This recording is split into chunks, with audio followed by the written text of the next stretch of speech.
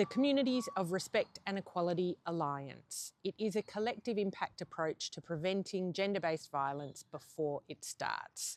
It started in 2016 with 26 members, local councils, health services and community organisations, and it's grown to over 150 organisations now in 2026. Organisations including schools, sporting clubs, businesses right across our region.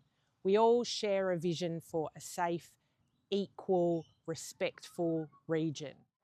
In this video, we wanted to celebrate some of the achievements of CoRE by talking to CoRE member organisations about what are the changes that they've seen in the last decade.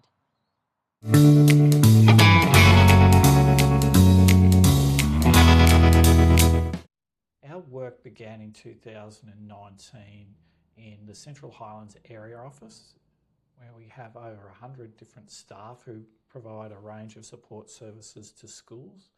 Initially, the CoRE project was focused on that workplace and communicating ideas of gender equality amongst that group, developing a gender equality action plan and having regular access to training.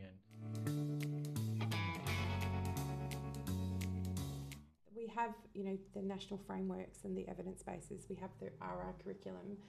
And then part of our role within CoRE is to be able to work alongside schools over the long term, to give them language, but also to build their confidence, because this is long-term work, to give them the confidence to then be able to talk about those concepts, some of which are really hard and take time to understand.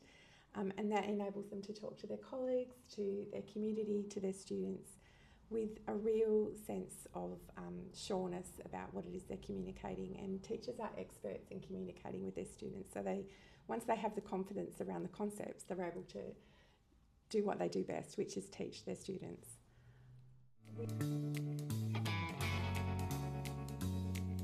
So we have Deb come and deliver presentations to our staff and our students, and she sits on some panels of other groups that come and present to our students to help raise understanding and awareness. We're also really proud to join the 16 Days of Activism and use our social media platforms to leverage our school community, but also to be followed by others within the community to see the amazing work that we're doing here at Mount Clear. We also, around the 16 Days of Activism, provide our staff with a lot of information and resources that they can use within their lives to once again promote gender equality.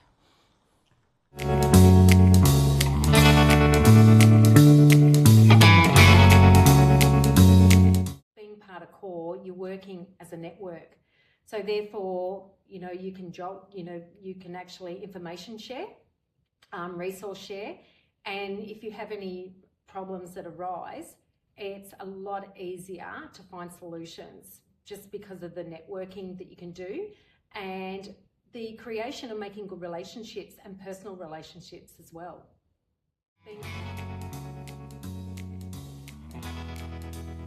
Especially in the last 5 years, there's been a major impact on culture change just in our shire alone. I would probably look at us as a shire of choice now to work for, just with the feedback that we get through employment opportunities from applicants that come in and are interviewed. When you look at bullying, sexism, harassment, I've noticed a lot of people are calling it out now and they are reporting. Whereas in the past, you probably wouldn't get that reporting or it would be just brushed off, but it's definitely changed.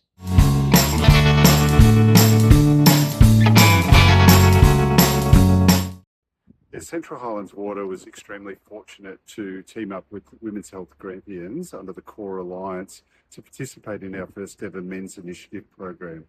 The Men's Initiative was a first for the Victorian water industry, and we went about recruiting 7 men from within our workforce to participate in the program.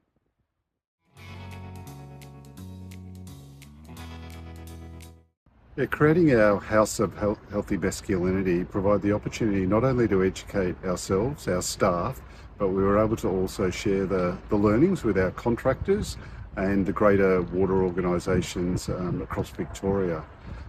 As an example, we had a conference in Bendigo where we were able to share the work that we did with over 1,000 operators in the water sector. We were also a finalist at the Victorian Water Awards for organisational excellence in the work that we did as a part of the Men's Initiative.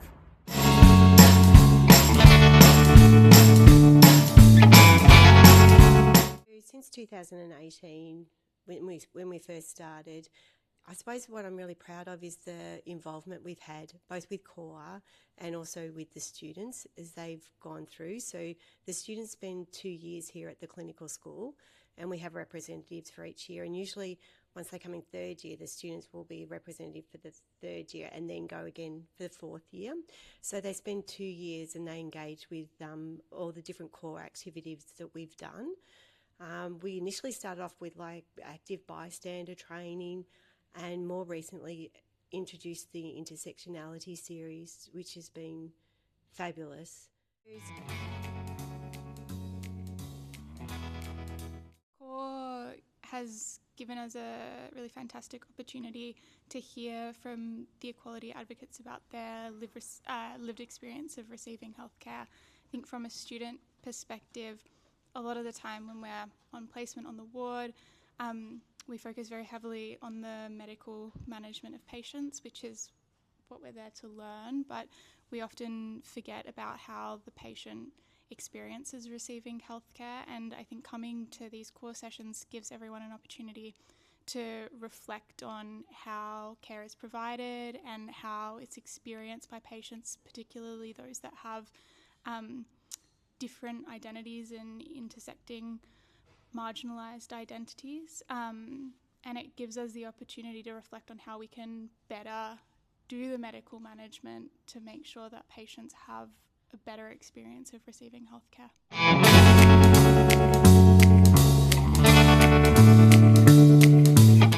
Being in the regions and rural locations, sometimes we're geographically challenged in having support for initiatives. So to have Vanita on hand, living in the community, and the expertise that she brings is just so important and helps all of the organisations, but it was particularly instrumental for the Horsham District Football Netball League in joining the CoRE Alliance and the training that's been able to be held for all clubs within the area. Tony, what are your thoughts? Oh, I think you're spot on. Having Vanita as that local person that people can connect to. I think sport's all about connection. And so when someone that's involved in the sporting club can feel like they can reach out, meet someone face to face, or have a phone call to connect with Vanita in this instance, that's incredibly immense.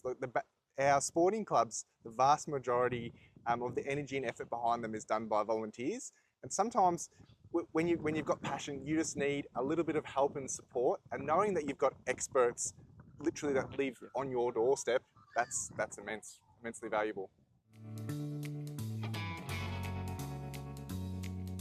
I think one of the biggest changes that we've actually seen is a huge difference in gender inclusion and equality, and that is with the introduction of our women playing AFL football.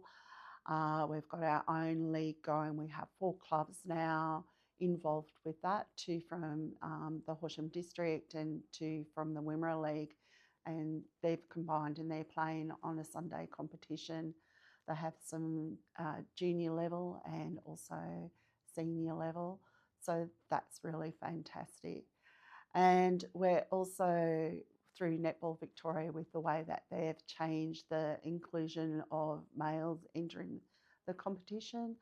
So from a junior level in the netball, we have under 13 male players, and we've also had under 15 male players playing mixed netball on a Saturday with the girls. So I think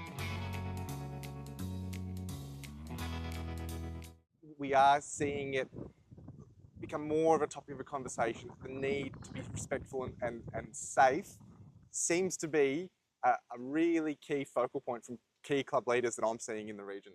One of the clubs noted in their feedback was how much they appreciated the word safe and the stance of safety within a club that the District League Board was trying to bring to all conversations. And for me, that really highlighted the positive impact that being a CoRE Alliance member has brought to our board and to our organisation.